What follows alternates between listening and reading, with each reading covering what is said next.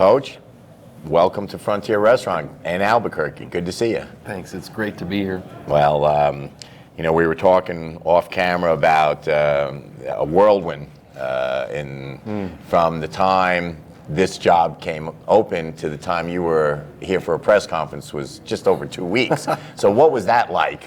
Man, it's hard to describe. So in the world of college athletics, right, and college football, about 15 to 35 coaches turn over every year. It's that volatile.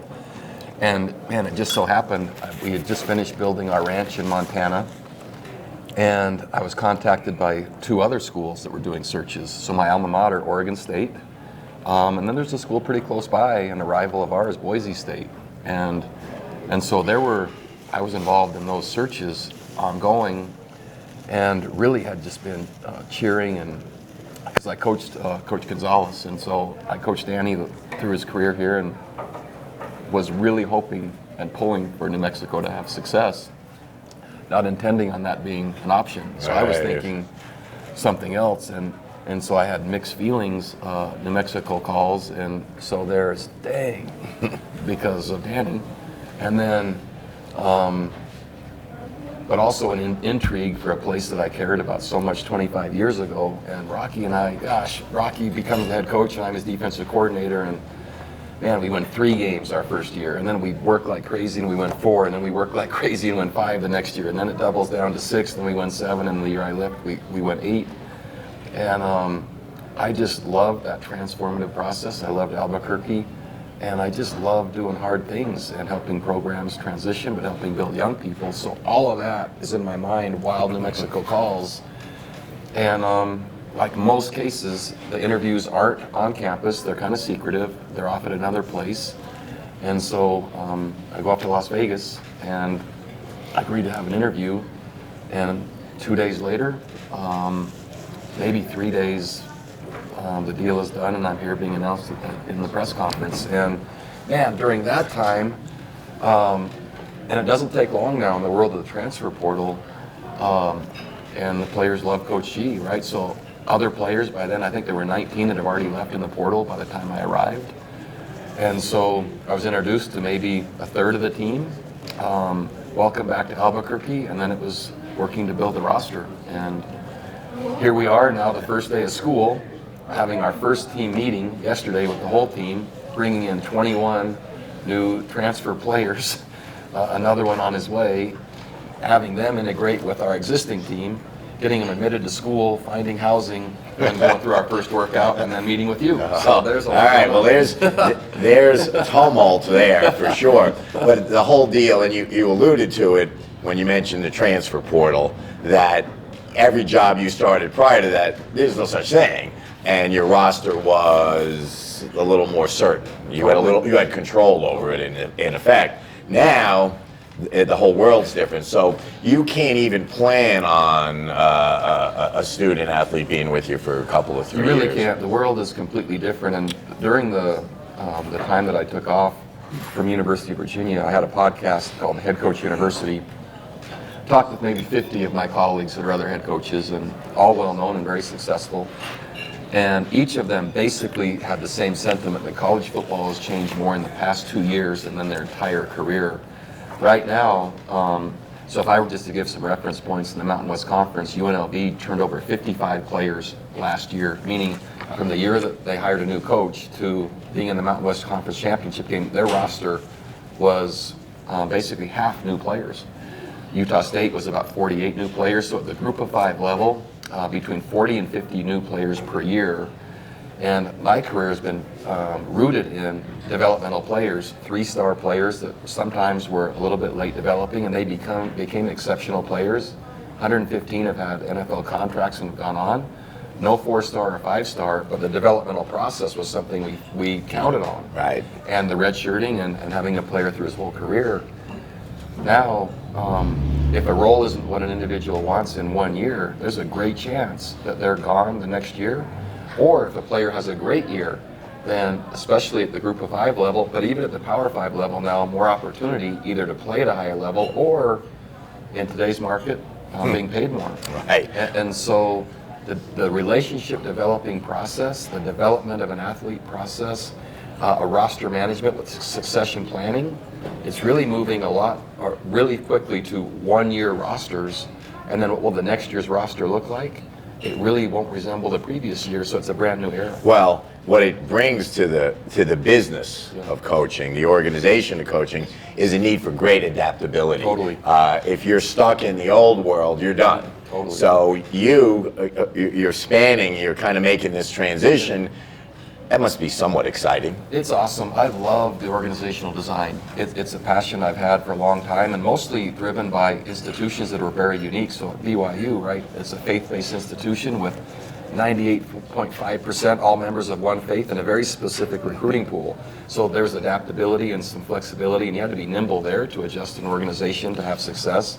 University of Virginia, where the average student's a 4.3 GPA, and then say, okay, now field an amazing football team and get us to the Orange Bowl.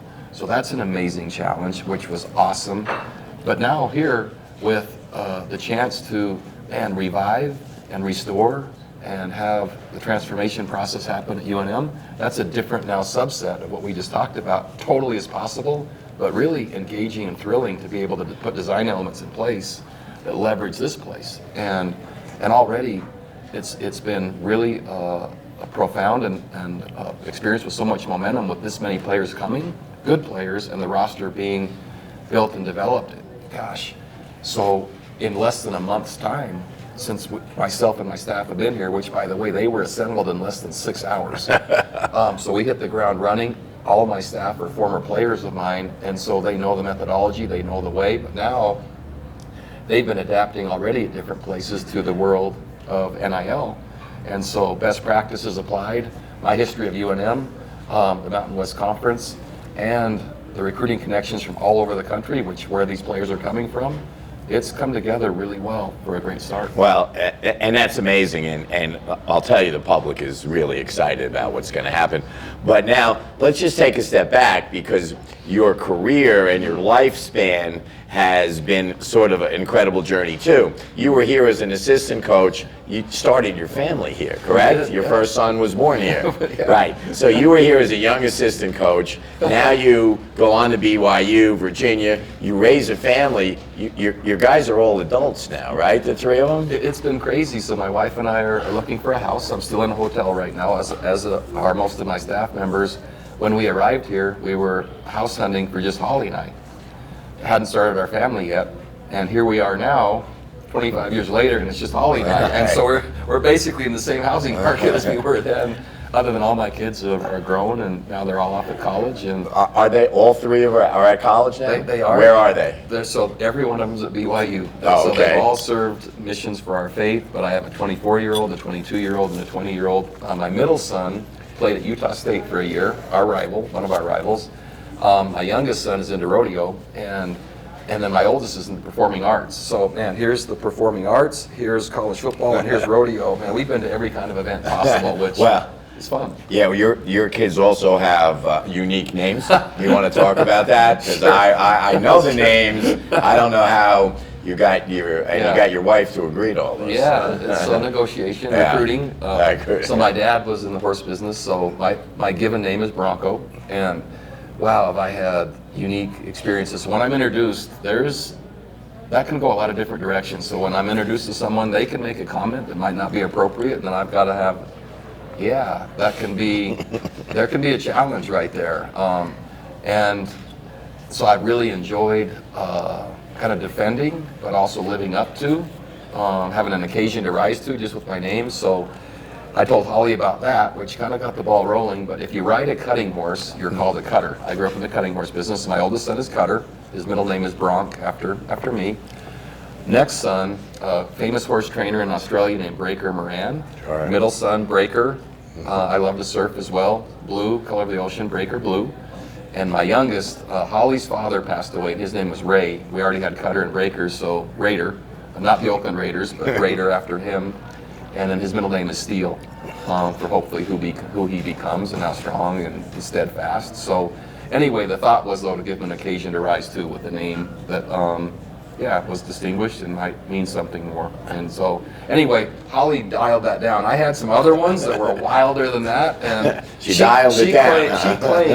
She claims that I was pushing for Thrasher at some point, and I don't remember that, but she claims that was one of them. And so, anyway. Now, what would have happened if you had a girl? Yeah. You know, what would you have a name? Yeah, her name was going to be Remington. Remy. We were going to call her Remy. Excellent. All right, so you had that planned out. Okay. We did. So then, leaving New Mexico, going to BYU for your head coaching job, that was a natural progression. So that worked out very well for you. Gosh, what the folks need to know at UNM is I was Rocky's assistant head coach at that time, and we were playing great defense, and the program was in really good shape, and Holly and I loved it here. And so BYU calls, they were struggling defensively, and so they were looking for a defensive coordinator, and the head coach was a dear friend of mine. And I went probably more than anything to support him, but we had 5 criteria because we didn't want to go. And so we presented those criteria, those conditions to BYU, thinking there's no chance that they would agree to them. And sure enough, they did. And Holly and I were like, well, crud, we didn't think that was going to happen. You know, we were good. And so went to BYU as the defensive coordinator. The head coach was still fired. And literally BYU was trying to find a head coach, offered the job to at least 2 others. I think there might have been a third, and no one took the job. And so the defensive players then go to the administration, an interim AD at the time, and they say, we might as well give our coach a chance. And I didn't want to be the head coach at BYU, and that wasn't why I went. And I took the job, but the way I was given the job was really like a placeholder, where you're going to have it, but we're going to look for someone else because we don't think this is going to work. And gosh, we made it to postseason our first year. Wyoming turns it over 5 times in the rain in Laramie. We become bowl eligible. And then we go 11-2, 11-2, 10-3, 11-2 in the next 4 years. And I was there 13 years. Wow. So then, since you're kind of at home in Provo, Utah, then wow, going across country to Virginia, a completely different deal. That must have been difficult. And you had a family. Yeah, and so I was living on the property I grew up on, the ranch I grew up on, and so no one really saw that coming. But one day about, in year 10, maybe year 11, Holly and I were reminiscing. Holly's my wife, and most of our memories that we were speaking most fondly of in our time at BYU were at the beginning, when we were turning it from not so good to good. And we kind of looked at each other, and there was this epiphany of, wait, we like transforming and building, and so we agreed at that point that we would do at least one more, taking on a program that was really struggling. That was the first criteria. It had to be really struggling. The program had to care deeply about something other than football, meaning in terms of developing kids, and they had to compete or want to compete at the highest level of college football, Power 5 program. So Virginia was really struggling. Man, do they care about academics and leadership development. And they were in the ACC and appeared to really want to transform their program. And so we go from Provo, Utah, and I invite 14 families to go. Kind of the reverse Lewis and Clark expedition. Lived in a hotel, Holly and I and the boys, for 4 months. Found some property, lived in an RV for 5 months, and finally moved in at month 10, and we go 2-10 our first year. And so we're wondering, what the heck did we do? And I've never had a losing season as a head coach, and just wondering, man. And I underestimated the deficit the program was in. Year 2, though, we're back in postseason. Year 3, shut out South Carolina in our bowl game, and year 4, we're in the Orange Bowl. And I really thought it would be 3 years, not 4, but it was 4. And that program, we were bowl eligible 5 of the 6 years, and that hadn't happened there in 22 years. And it was a magical experience, not only because of the program's success, the relationships we built with the staff that I brought. Wow, great success. I'm also curious, I know Virginia to be horse country. Yes. How did that work out for you? We lived, Holly and I and the boys, 30 acres, 12 minutes from the office.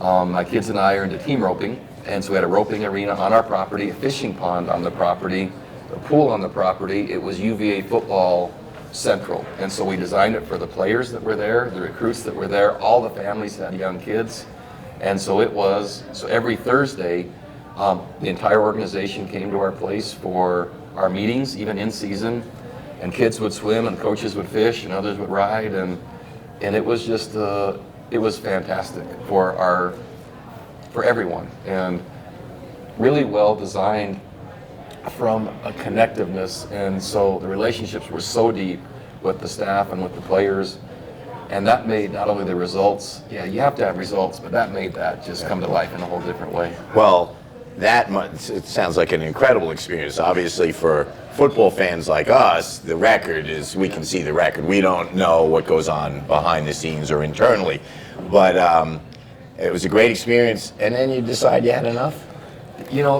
So I used the word really intentionally at that time, and I used the word pause. And so right at the end of that UVA, our 6th year, we just gone through the 2 COVID years, and man, was that a challenge. We're getting ready to go to leave for our bowl game.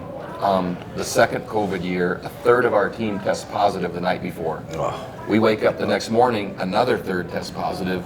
We have no players left, we have to cancel the game. And anyway, that was just coincidental. My wife and I, mostly me, not to put anything on her, we'd been a head coach 17 years. Our kids now are all gone.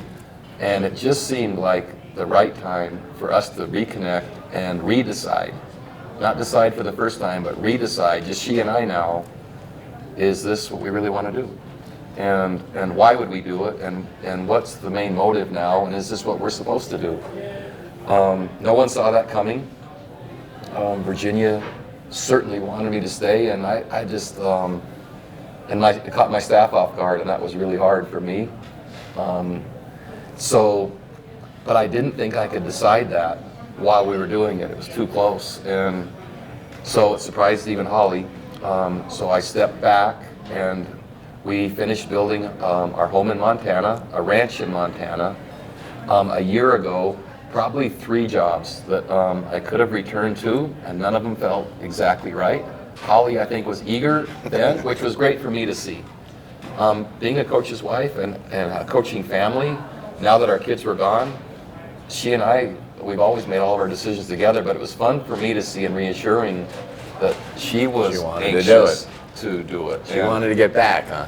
Okay. And so anyway, I held that, knowing I didn't think any of those jobs were there. But then the next year, it became really clear to me that it's not only what I wanted to do, but I felt like it's what I was supposed to do. And there was a purposeful part, whereas what I'm designed to do. And so we started racing back at that point, and we were definitive and clear this is what we were going to do. I had no idea it was going to be New Mexico, which just makes it that much better. Well, that's great for us, but you touched on it, and we see it here with your staff and the loyalty that you have. Yeah. So I could tell when you announced you were leaving, that must have been tough. Oh, man. And to tell these guys who would come with you, a lot of them from across the country, and they're left, and as the assistant coaches, you know what that's like.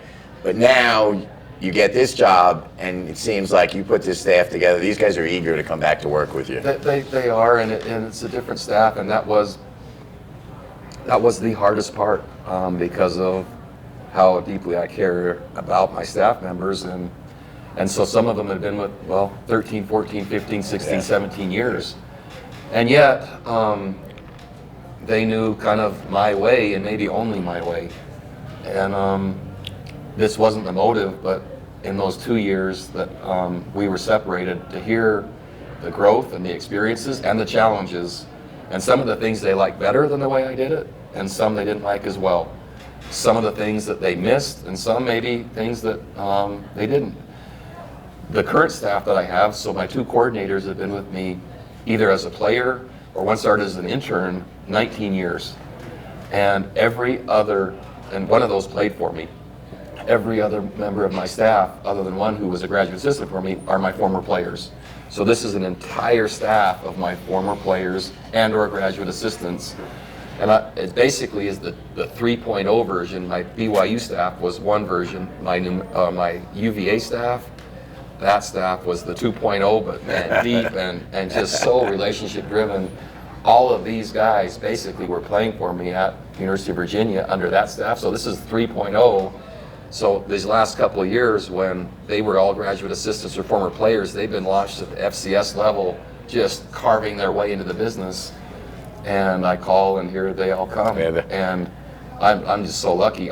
Every single morning, these guys, I don't know what time they get there. They're there before me. And I get there about 6:30 right now. Now that our players are training, I get there at 6. And the weight room is full, not of players, of my staff. And they are eager and excited and fit and driven and hungry. And they're just a joy to be around and motivating and uplifting just because they're so fast. And so there's experience at the coordinator level, and then here's all this youth and young professionalism and eagerness and gratitude.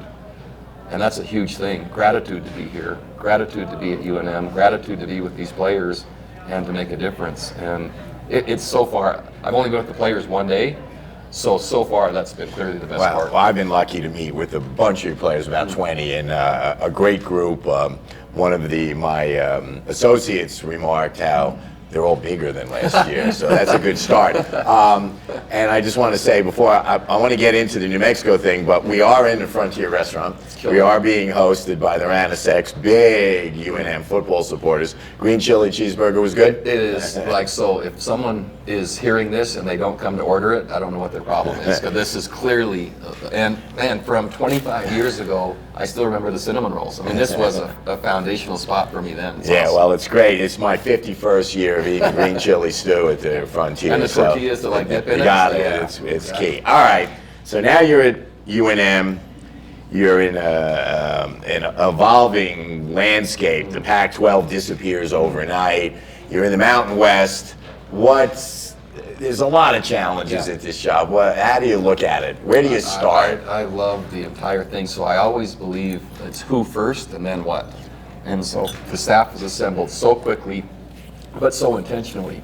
And so on my computer, I've had staffing options and probably 6 different versions based on what type of place that Holly and I might return to. And here's the New Mexico version. So it was intentionally crafted for this place with the skill set, the design, the experience, and the diversity needed to recapture and to build on the work that's been done here. So that was first, is the who part. As a leadership team, then it is, okay, what environment now does the organizational design have to be crafted into? What things does it have to acknowledge? What things can be leveraged? How can we compete on differentiation at UNM? So looking at the strengths we have, and with this world of NIL, I think we've crafted an amazing structure that's unique and specific only to New Mexico, and I think it's going to drive and be a catalyst not only for player development and retention, but team culture, which seems to be being lost in this business at this time. And so the innovation then, not only through the organizational design, but the schematics, right, to make us a place and a team nobody wants to play. That's, I envision, right, that when people see UNM on the schedule, they just oh man, we got those guys. And I'm certain that's possible. I think the Mountain West Conference is wide open. And I look at the parity, that's a great strength. If you look at the possibilities of return, UNLV just demonstrated that from a program that had not been successful for a long time and in a matter of 1 year. So is it possible? It's absolutely possible. Is the history, is the credibility, the consistency in the record, does that say that it's going to happen? 16 of the 17 years I've been a head coach says that we're going to be in the postseason. And so myself and my staff and the team is becoming certain. We're certain, right? They're becoming certain. And so I think the Mountain West is wide open. The scheduling agreement now, and where it goes, it'll be interesting. So we have Washington State at home, but Oregon State and Washington State have a collective scheduling agreement for at least a year. What happens with them and the Mountain West?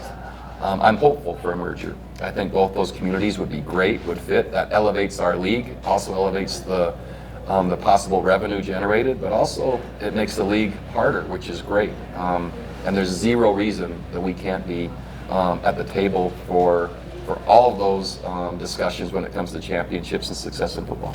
Well, we're excited, and our group here, our 505 Sports Face. These guys are awesome. Yeah. Yeah, they're all right. They're all right. They're all right. You got some of your staff in the back.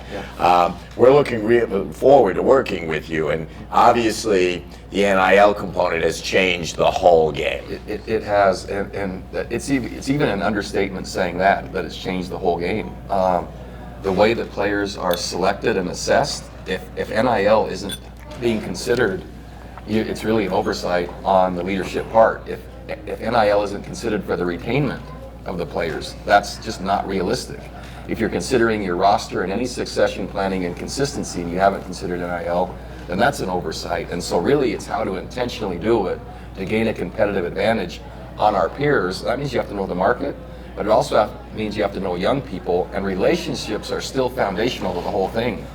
And I think that's being lost at a really high level. And so blending amazing relationships with an amazing and fierce culture that people want to be part of, and then the inclusion of and having that comprehensively including the NIL component, now you start to have a program that is more than what a lot of competitors are, and that's what we're trying to do. Well, we're looking forward to getting with you, our group, local leaders, business leaders like our hosts today, and getting you out in the community, because the message, our message at 505 SVF, we have the 3 R's: recognition of the student athletes, retainment, and recruitment. But retainment is our big deal now, clearly, because once you set a program in motion and you have a good foundation of student athletes, you want to keep them. Well, and so we're going to take you out into this town and get this thing going. I'm looking forward to it, and the momentum already generated around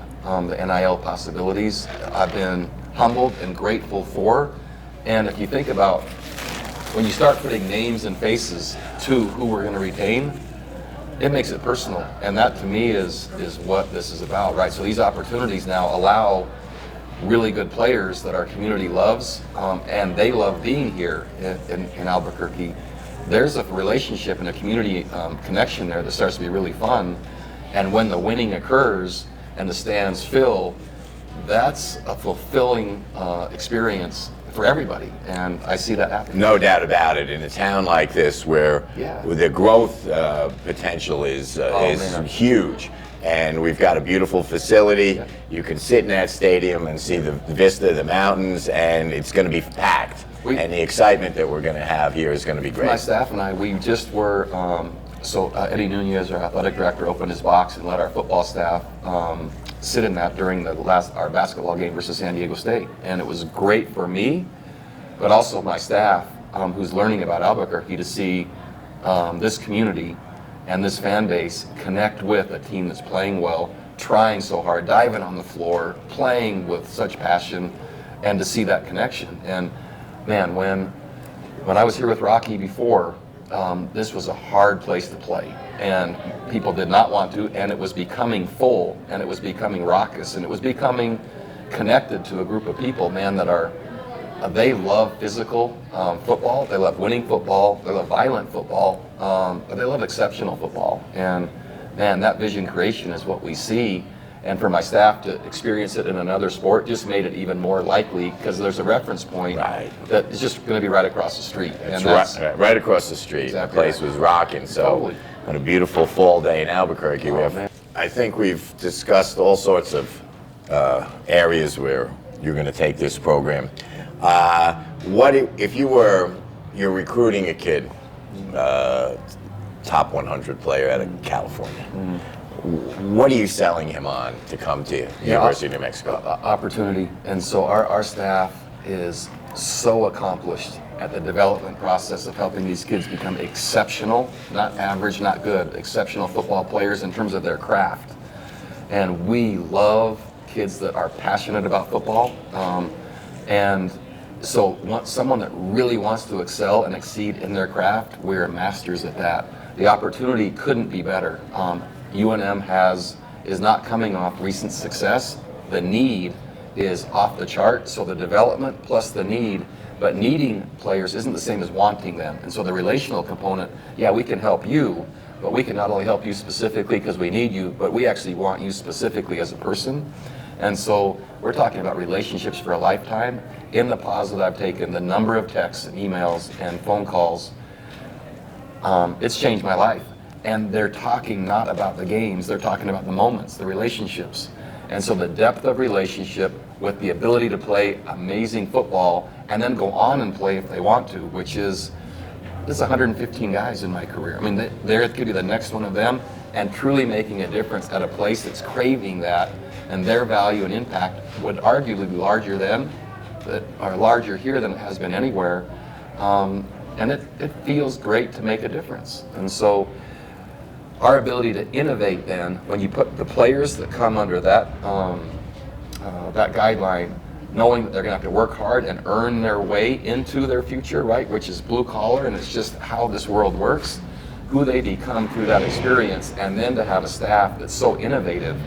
I love the idea of not being able to name what our offense is. Once you can name it, you can defend it. I love our ability to name what kind of defense. I don't know what that is. And so by the time they hit Thursday, they might start to get an idea. It's too late. And then special teams wise, is that another fake? Like what? Like how many risks are they going to take? So the style of play then becomes another magnet. You put all that together, and it's a pretty cool place to be. Well, I can speak for many, many UNM football fans. We are craving success. Me too. We look forward to the future. We'll do it one day at a time. I'm feeling very, very confident about our upcoming season and the whole process, and working with you.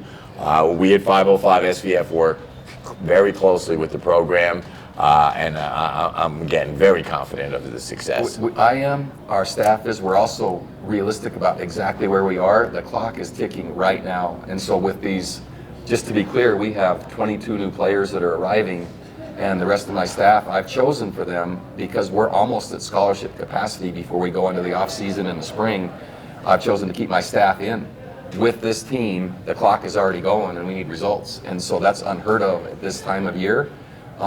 You can't go faster than we're going right now. And so for this community, for UNM, there's no one that wants success more than we do right now. And yeah, I want to be worthy of my hire. Okay. Right Thanks on. for coming, Coach. My pleasure. Let's get it Thank done. you. Yep. Okay.